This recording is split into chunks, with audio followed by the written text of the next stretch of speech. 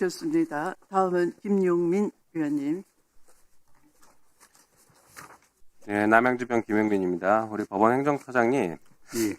다른 분들 마찬가지지만 이번 국감은 내란의 실체를 확인하고 그것을 어떻게 청산할 것인가, 그리고 제도개혁을 어떻게 이끌어낼 것인가의 국감입니다.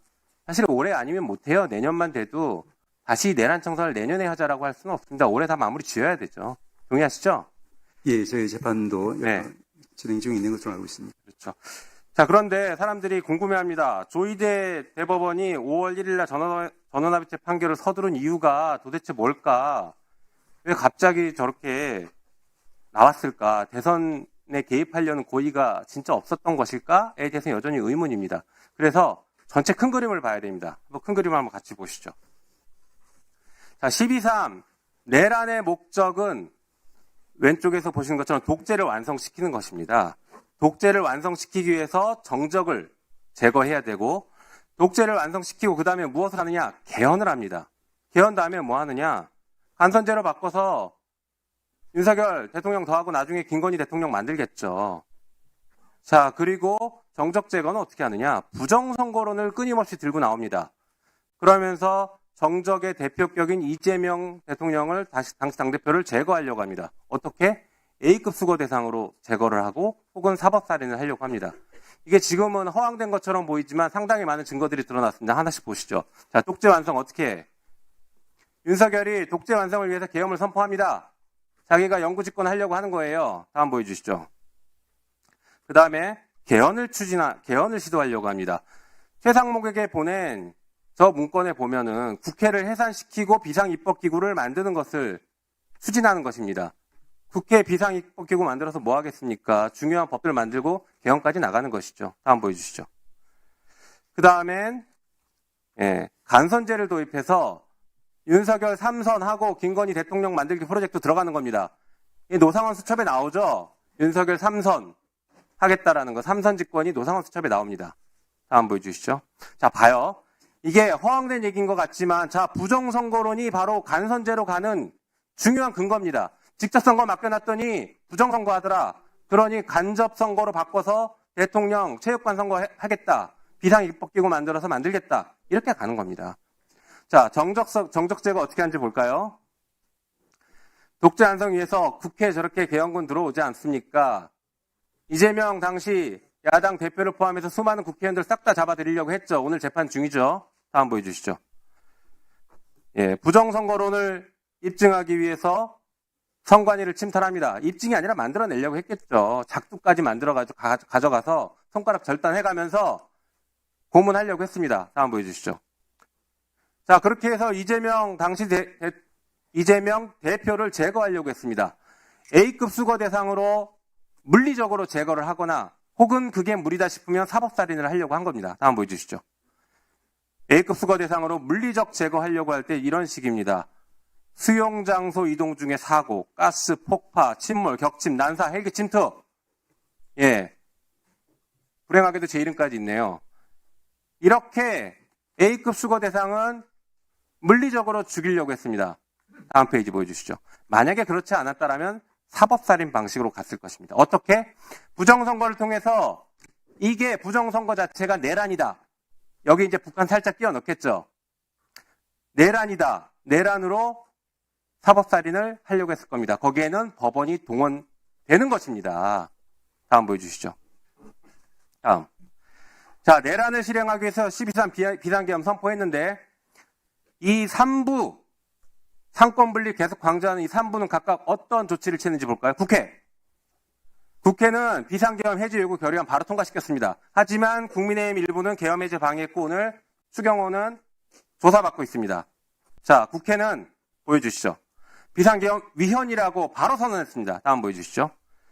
행정부는 어떻게 했는지 볼까요? 행정부 한덕수 비상계엄 불법서 보완하려고 서로 문건 주고받고 웃고 난립니다. 최상목 비상입법기구 설치하는 거나 예산 지원하려고 하고 있고, 박성재 구치소 수용 인원 챙기려고 하고 있고, 계엄군 경찰은 국회 들어오고, 여기는 어떻게 봤습니까? 비상계엄 합헌이라고 본 겁니다. 다음 보여주시죠. 사법부 뭐 했나 볼까요? 조희대 사법부는 그날 대법원장 지시로 비상계엄 심야 간부 회의를 소집합니다. 그리고 나서 나왔던 기사가 이겁니다. 계엄사령관 지시와 비상계엄 매뉴얼에 따라 향후 대응을 마련할 것이라고 밝혔고, 우리 법원 행정처장은 비상계엄이 합헌적이라면 계엄에 따라 할 조치가 있다라고 하면서 합헌임을 전제로 한 조치들을 논의했습니다. 사법부 비상계엄 합헌을 전제로 논의했습니다.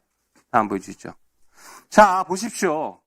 이 3건 중에 국회만 유일하게 비상계엄 위헌이라고 하고 적극적으로 싸웠습니다. 물론 국민과 함께. 다음 보여주시죠. 결국에 비상계엄은 실패했죠. 여기서 끝나야 되는데 조희대 사법부가 플랜 B를 가동합니다. 보여주시죠. 그 플랜 B는 대선 직전 이재명 후보 자격 박탈을 시도합니다. 파기환송으로. 바로 이겁니다. 갑자기 튀어나온 게 아니에요. 다시 보여주시죠. 예. 아니요. 대법원의 종합 그림을 볼까요? 대법원은 뭘 했는지 이 내란에서 다음 페이지 보여주시죠. 다음 페이지. 사법 내란에 대법원은 비상계엄에서 사법살인을 도우려고 했고, 물론 합헌이라고 계속 강변하지만 만약에 비상계엄이 유지됐으면 사법살인에 동원됐을 겁니다. 그게 실패하니까 플랜 B를 가동해서 후보 자격 박탈하려고 한 거예요.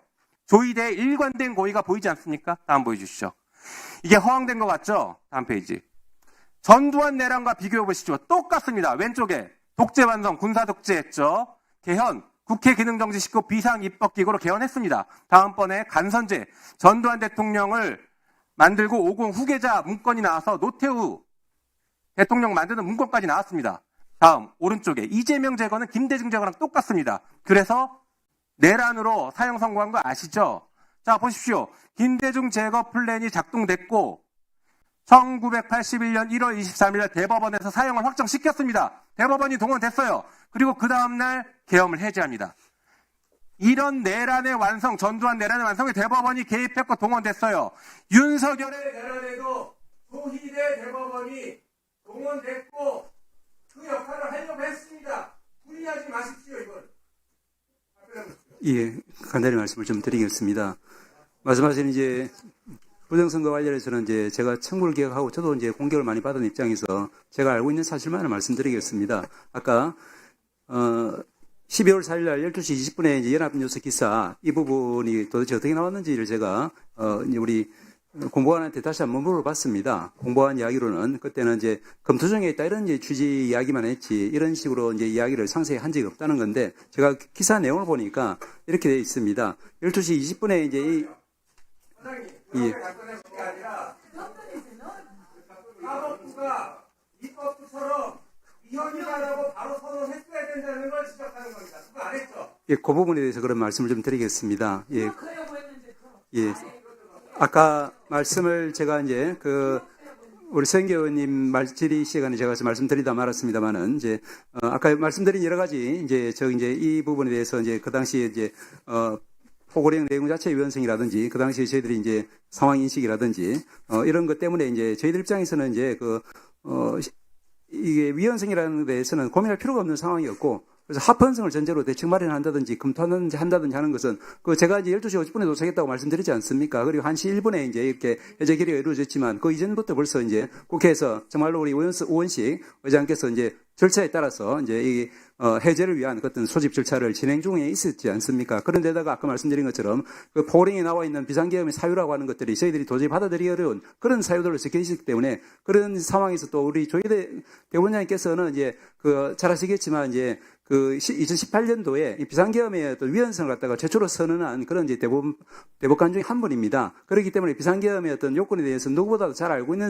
분이라서 그래서 이거는 위헌성이라는 지적을 해서 저희들은 사후적으로 이제 온 국민이 비상계엄 위헌이라고 해요. 하지만 비상계엄이 선포되고 진행되고 있을 때 용기 있게 얘기할 수 있냐를 물어본 겁니다. 그 용기 있게 얘기 못했으면 그 이후에 사후적으로 비상계엄 위헌이다. 지금 다 얘기할 수 있어요. 그걸 보는 게 아닙니다. 위원님 조금만 더 말씀을